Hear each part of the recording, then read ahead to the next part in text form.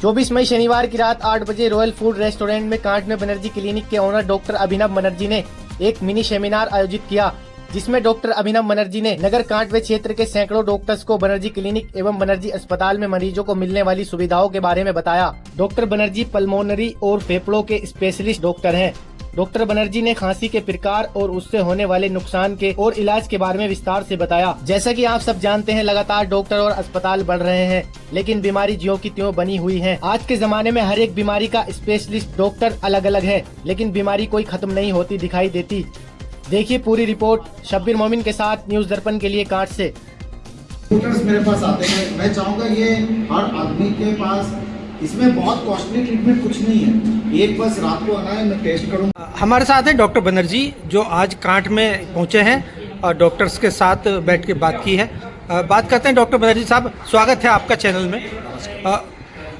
मैं डॉक्टर अभिनव बनर्जी हूँ और मैं डॉक्टर बनर्जी क्लिनिक चलाता हूँ मुरादाबाद में। डॉक्टर बनर्जी क्लिनिक एक पल्मोनोलॉजी क्लिनिक है, जहाँ पे सांस रोग के संबंधित हर एक चीज़ का सांस के डॉक्टर बनर्जी क्लिनिक जो है वो सांस के बारे में जितने ट्रीटमेंट, डायग्नोसिस, इन्वेस्टिगेशन सब कुछ वहाँ पे होता है। ऐसा क्लिनिक पल्मोनोलॉजी क्लिनिक मुरादाबाद में ये पहला है जो गुलाम मस्जिद के सामने हरतला पे स्थित है। मैं डॉक्टर अभिनव बनर्जी हूँ।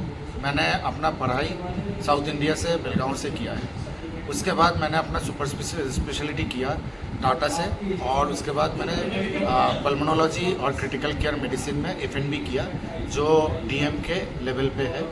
उसके बाद मैं यूके में था, वहाँ पे मैंने काफ़ी दिन का अपना टाइम बिताया और पढ़ाई भी किया, उसके साथ साथ मैं अपना काम भी किया, और अंतिम में मैं 2022 में फाइनली आके मुरादाबाद में सेटल हुआ।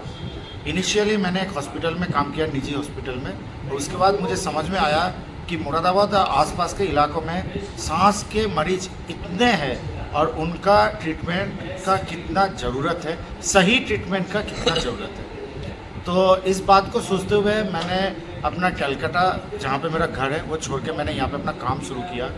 आज ऊपर वाले के आशीर्वाद से और सब लोगों के आशीर्वाद दुआओं से मेरा 100 to 150 के ओपीडी है जो गांधीनगर में है, और मैंने उसके साथ साथ एक हरतला में भी जो क्लिनिक है वो भी ओपन किया।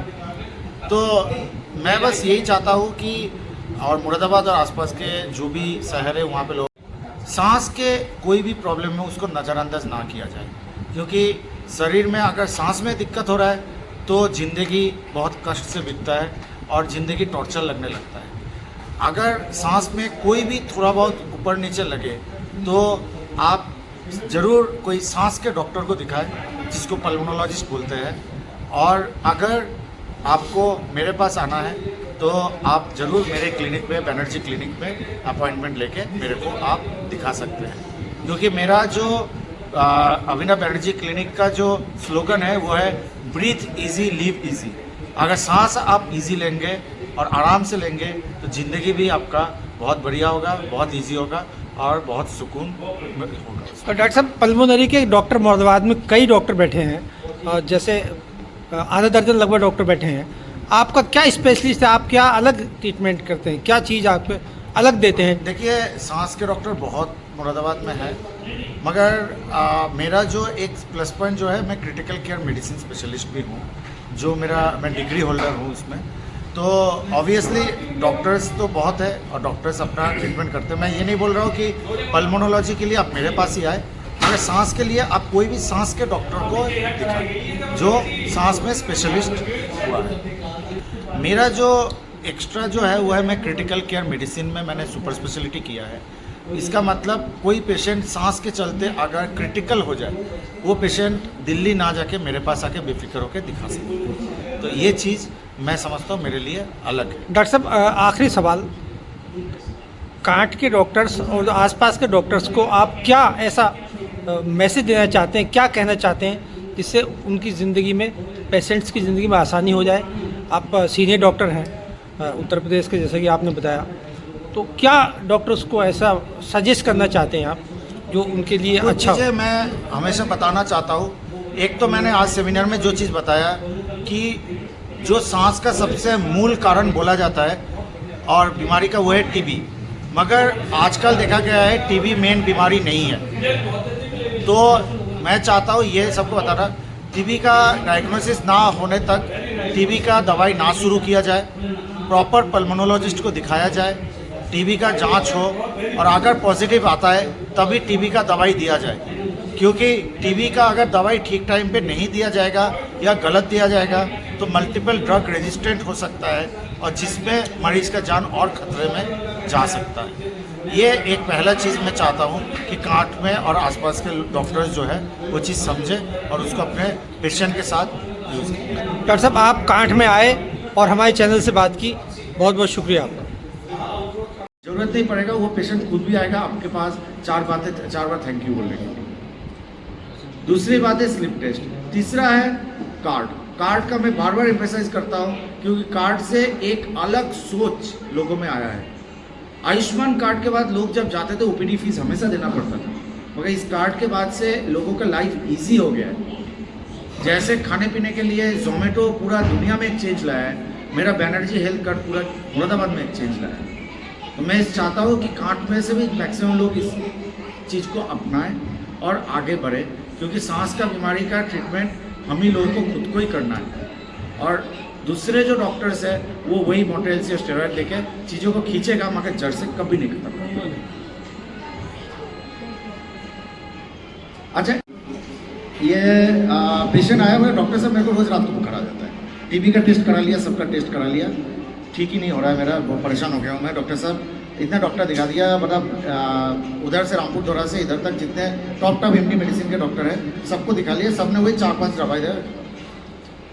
तो अगर ऐसा पेशेंट आपके पास आता है कभी टीएलसी काउंट ज़्यादा या बुखार कम नहीं हो रहा है और टाइफाइड हमेशा उसका पॉजिटिव आता था, ये बात भी है, तो ऐसे पेशेंट का ना एक रिपोर्ट कराई हुआ है प्रोकैल्सिटोनिन। मैं और एक बार रिपीट कर रहा हूँ, प्रोकैल्सिटोनिन कराने से आपको ये पता चल जाएगा कि इसमें कोई इन्फेक्शन है या नहीं। अगर इन्फेक्शन है तो वो बीमार है, उसका बुखार बीमारी का कारण आ रहा है। अगर इन्फेक्शन प्रोकैल्सिटोनिन नेगेटिव है तो इसका मतलब उसको इन्फेक्शन नहीं है, इसका दूसरा कारण है जो एक्चुअली इन्फेक्शन के चलते इसका बीमारी नहीं है, बुखार नहीं है। इस पेशेंट का नेगेटिव आया था, फिर मैंने उसका हिस्ट्री लेना शुरू किया, 2 दफ़ा हिस्ट्री लिया, 3 दफ़ा हिस्ट्री लिया, फिर मुझे पता चला वो अम्मा जी 70 ईयर्स की है, उनके घर पे बहुत सारे कबूतर होते थे और एक दिन अचानक सब कबूतर डेथ हो गया, मर गया, तो उनको वो खौफ आता था और उससे बुखार आता है रोज रात को। मॉर्निंग को उसने उठ के देखा कि वो पिजन से मर गए। तो ये जो एक खौफ है वो बुखार होकर आ रहा है और उसका ट्रीटमेंट चल रहा है पैरासीटामोल, लिवोफ्लॉक्सासिन, कई डॉक्टर्स तो मेरोपेनम, कई फेरोपेनम और फिर फलाना। तो इनको ये सब पेशेंट्स का न्यूरोजेनिक फीवर होता है। न्यूरोजेनिक फीवर, न्यूरोजेनिक सांस का कोई भी प्रॉब्लम हो उसका ट्रीटमेंट है बैक्लोफेन। मैं आपको नाम बताऊँ, बैक्लोफेन सबके क्लिनिक पे है, 10 ml करके देते हैं, बहुत ही बढ़िया दवाई है न्यूरोजेनिक फीवर का ट्रीटमेंट। और एक चीज़ होता है ड्रग इंड्यूस्ड फीवर, ये भी मैंने एक पेशेंट देखा जब सब लोग आए हैं तो मैं ये बताना चाहता हूँ, ड्रग इंड्यूस्ड फीवर एक ऐसा चीज़ है जिसमें दवाई से आपको बुखार आता है। एक पेशेंट मेरे पास आता है, डॉक्टर साहब बुखार ठीक नहीं हो रहा है, मैंने नहीं पाया, तो मुझे ये समझ में आ गया कि दवाई से इनको बीमारी जो है कोई इन्फेक्शन के चलते नहीं है, कोई और कारण होगा इसका। उसके बाद मैंने उसका सब हिस्ट्री लिया, कुछ नहीं मिला, 3 दफ़ा 4 दफ़ा वो पेशेंट आया, 5वीं दफ़ा में आके मैंने उसका दवाई चेक किया तो उसको फलाना दवाई चल रहा था। मैं एक करके पहले तो एंटीबायोटिक हटाया क्योंकि प्रोकैल्सिटोनिन नॉर्मल एंटीबायोटिक का कोई ज़रूरत है नहीं, फिर उसके बाद कुछ को हटाया। लास्ट में मैंने उसको देखा, उसके पास एक दवाई और रोज सुबह लेती है, वो है पैंटॉप DSR, जो डोमपेरिडोन है ना DSR, वो सारा दिमागी बुखार करता है। तो आज मैं चाहता हूँ आप आज या कल जाके आप गूगल में टाइप करें ड्रग्स कॉजिंग फीवर, कौन सी दवाइयाँ जो बुखार करता है, आपके पास लिस्ट आ जाएगा। ये दिमाग में जरूर रखें कि शायद यही है जो बुखार कर रहा है और हम लोगों के पास एक्चुअली कुछ और सोच रहे हैं। आप लोग बार टाइफाइड सोच के टाइफाइड का दवाई। डॉक्टर साहब, पैंटॉप DSR तो बहुत डॉक्टर चलाते हैं लगातार, ऑब्वियसली चलाते हैं और मैं कॉमनली मरीज भी खूब लेता है, तो हम लोगों को उसी चीज़ को तो जानना है, नॉलेज बढ़ाना है। कहीं ना कहीं आपके पास ये पेशेंट आएगा तो आप शायद इस चीज़, जब तक मैं बताऊंगा नहीं ये सोच भी नहीं आता। जिसको दिमाग में वो चीज़ पता होता है तभी ना वो सोच आता है। तो मैंने भी ये माँ के पेट से तो नहीं सीखा, कहीं ना कहीं पढ़ा और फिर देखा। मैं ये चीज़ सबके अंदर बांटना चाहता हूँ। 3 तरह की खांसी होती है, हाँ तो वो दोबारा से एक- ज़रा बताएं कैसे कैसे नहीं, खांसी होता है तो आपको ये देखना है कि कहाँ से हो रहा है, जी गले से हो रहा है हम्म। या फेफड़े से हो रहा है या दिमाग से हो रहा है। जी जी ये बहुत बड़ा जरूरी है। तीनों का ट्रीटमेंट कम्प्लीटली अलग है। अलग अलग है। अलग।